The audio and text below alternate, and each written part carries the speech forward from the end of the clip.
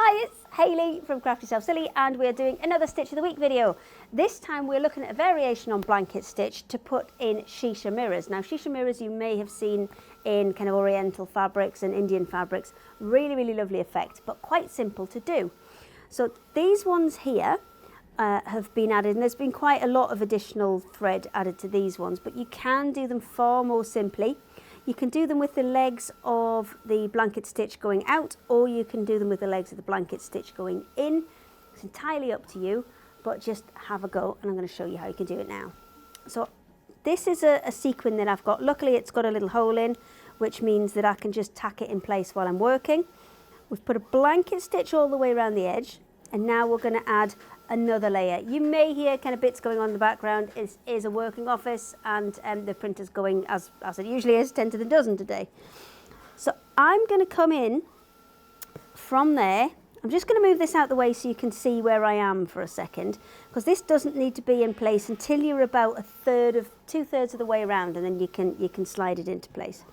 So what I'm going to do is I'm going to take the base of one of those stitches, and I'm going to slide through that, and it's very similar to your blanket stitch where you're going to slide through and then go through the loop to create another stitch. So I'm going to slide up there, come back through my loop and create another stitch, and those loops that I'm creating I can use a second and a third time to go through to really kind of secure that mirror very well.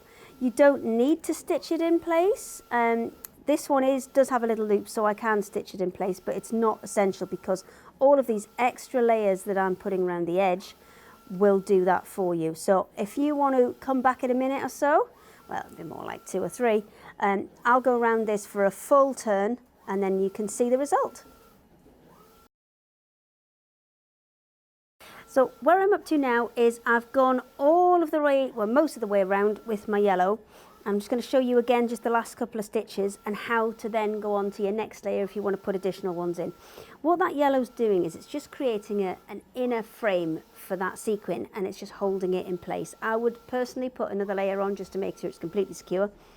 But just to show you again how you're putting that stitch together is you're going through that the bottom bit of the L of the blanket stitch, and then looping it round and pulling it through. So you're essentially creating another kind of an L. So again, down through there, round the bottom, and pulling it through. So it's almost like an additional blanket stitch. So that's taken us all the way around once. Now, if I wanted to stop and change colour, I would take the needle back through and change colour, but we're actually going to go around a second time. And to do that, I'm just going to use the L of the previous, or the bottom of the previous yellow stitch. Let me just get hold of it there. There we go. And just continue on round.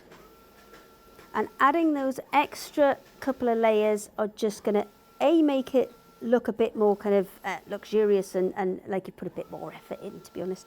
And it's also going to help to secure that. So I'll just put a few of these stitches in so you can see how much deeper that's now taking it. I'm just going to get rid of that excess there. There we go. And 2 more. With this one in particular, because the sequin that I've used has got a little stitch hole, which you can just see there, I would want to put enough layers in to cover that. So let's put a couple more in just so you can see.